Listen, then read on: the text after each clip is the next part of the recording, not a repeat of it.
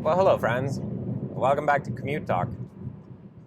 I posted a video to Reddit yesterday about some of my HTML engine hacking, and it sparked a lot of discussion, and and all kinds of discussion actually.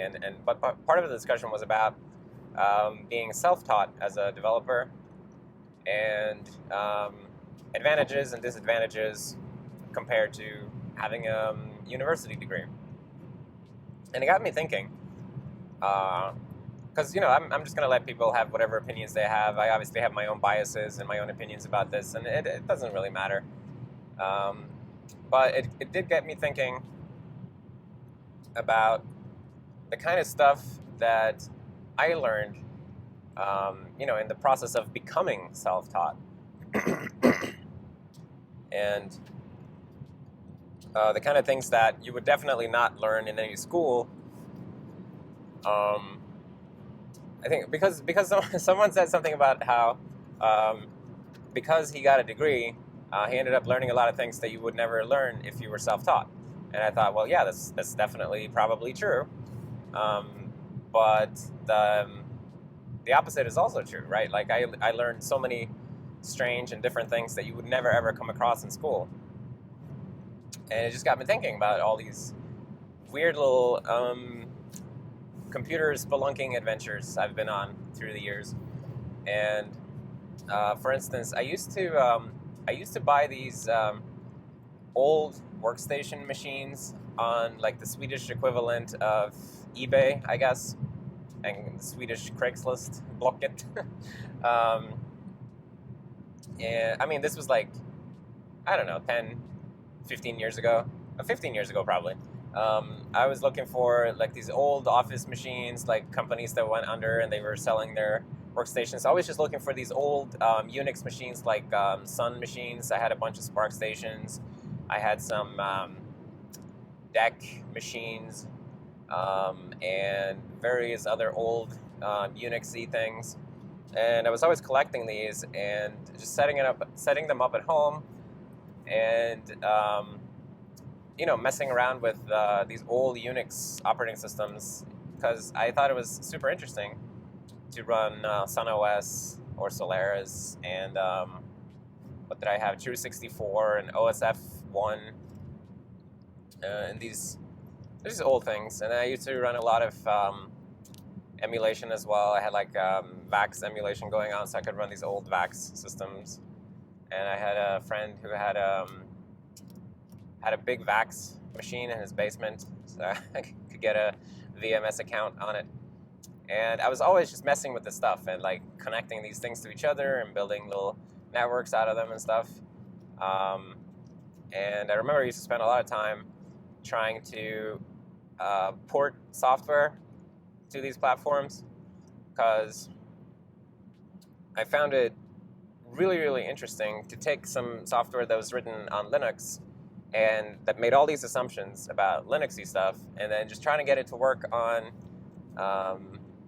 some ancient Unix. If you could, like, what would you have to do? What do you have to strip away? What do you have to do differently to get something to run on this really old Unix? And I was always collecting shell accounts, because there used to be, maybe there still is, there used to be these shell providers where their whole thing was that they just had every different operating system, and you could just choose which operating system you wanted a shell account on. And I love this stuff. I always used to just play around with them.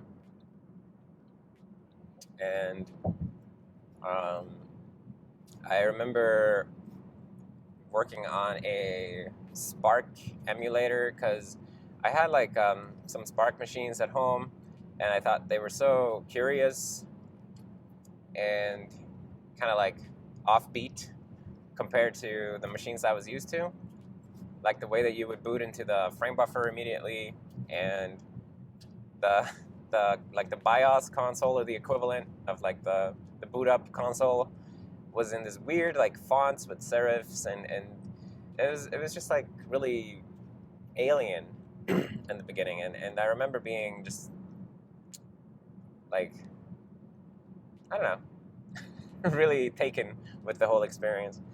And I don't know. I mean, I spent like weeks messing around with these systems, and I remember getting FVWM, the window manager, to run on some really old Solaris machine or SunOS machine. It was awesome, and then I was so excited about getting a windowing system running on this really old machine that I ended up spending like a whole summer with only this Spark station running FVWM, and the whole summer I didn't have any internet connection because I couldn't get it to connect to the internet. But I was so excited about that machine that I just ended up like using it for, I don't know, what was it, like 2.5 months or something like that, and just writing all these little programs and emulators and things, and just having a super fun time with that, and getting used to all the quirks of SunOS. And that's just like that's just one thing that was really fun. And somehow I didn't have any money as a kid, but I somehow always managed to scrape together a little bit of money here, a little there, and enough to buy some crappy used machine. And whenever I had more than, I don't know, like $20, I would go and I would buy some crappy used machine, whatever it was, if it was an old PC or some old Unix machine or whatever, like, because people were just giving these away, more or less, like they were just happy that I would come in and get them. And I always had a stack of machines in a closet somewhere, or in many closets. And if you were my friend, maybe I asked you to store some machines in your closet for me. And they were always connected, and I would just sit at home and like log into all of them and just think that, wow, this is so cool. I can log into all these machines. And I used to set up these things so you could like log into all of them using the same accounts. There's so much stuff, you know? All of these things, like building my own little weird network out of completely different Unix operating systems and just getting them all to cooperate and sharing user accounts and stuff. And where am I going with this? My point with this whole thing is that none of this, I'm pretty sure that you're not going to find any school that gets you to do all this kind of stuff. Because, you know, on the surface, it's not terribly useful stuff.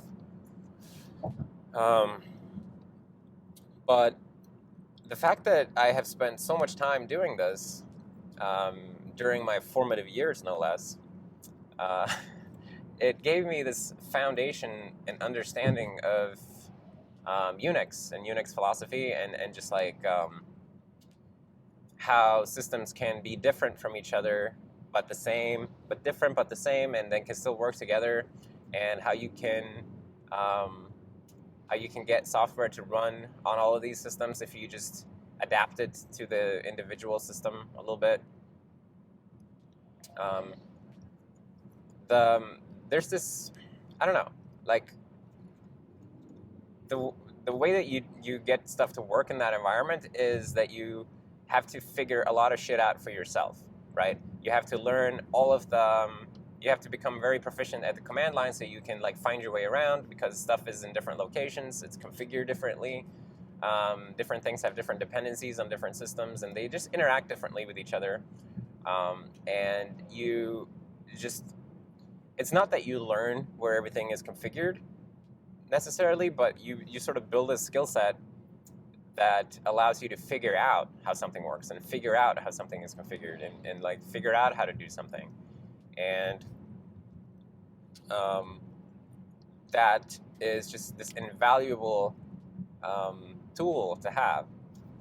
And I draw from that tool every single day that I'm using computers, because if I'm ever in the command line, then I'm very, very comfortable using any Unix command line, because I've used so many of them, and I've used all kinds of variants of the commands, right? So like I know like if I try to say that like the Unix find command and like something doesn't work, like some syntax doesn't work, then usually I can think of some other way to achieve the same exact thing, maybe with a different syntax of the find command, or I would like stitch together some other commands because I have been in some environment where I was not able to do that. And I mean, it's just a contrived, or it's just a silly example of something, but this like extremely multifaceted experience is something that you very often find in people who are self-taught because they tend to just overexpose themselves to everything they can find, and they just go all in with everything. And obviously I'm biased, but I really like these people, and whenever I've been interviewing people for jobs, then I always really enjoy meeting people who are self-taught because they are just so much fun to talk to, and they have interesting experiences, and they're not like cookie cutter, right? Because it's very hard to teach yourself cookie cutting. Um, it's you end up with something else every single time. Yeah. Wow.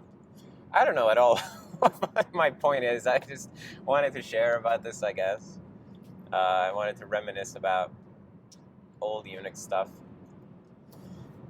I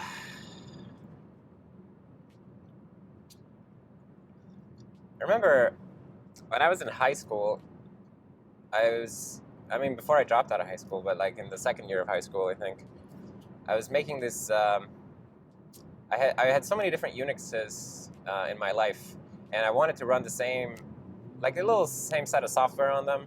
Like I wanted YTalk and Vim and stuff like that. So I started making my own like ports system, I guess. And just because I thought it was interesting to build something like that and try to get it to work, and like um, if you ever try to write like shell scripts that would work on like 10 different Unixes, not just the modern Linux and maybe FreeBSD or whatever, maybe Mac OS, but like really hit that compatibility. That's a fun challenge. um, and I think it was called Puppet. I think, but I'm not quite sure. But anyway, it was just a port system that I had, and I used to log into all these different machines and try to run my ports scripts and try to build everything. And when it worked, I was so happy. And then I didn't use the software I had built. I just ran away and found some other machine that I hadn't seen yet and tried to build things on there. And it was exciting. Dude, and don't get me started on on Linux from scratch. Like, how many times have I built Linux from scratch and tweaked things and messed around with it and tried to do something that I wasn't supposed to do, and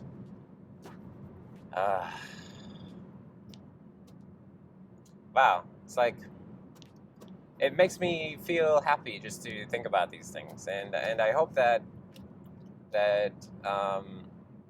I hope that the people out there who are young now, like the kids who are getting into this stuff now and maybe don't go to school, I hope that they stick with it and that they keep exploring, because you don't need school if you are enthusiastic and you apply yourself to what you're doing. You don't have to apply yourself to someone else's idea of what you should be doing. You can apply yourself to your own idea, but reality is what it is, so you have to make money somehow. I picked up enough web development so I could make money doing that until I was able to do something else. Don't be a leech on any kind of system. Don't be a leech on any other person. Make your own money and like support yourself, but you don't have to do what anyone else tells you that you should be doing. Just don't be a leech. And yeah, I don't know what I'm trying to say, so I'll just say thanks for hanging out with me on the commute. And I'll see you guys next time. Bye.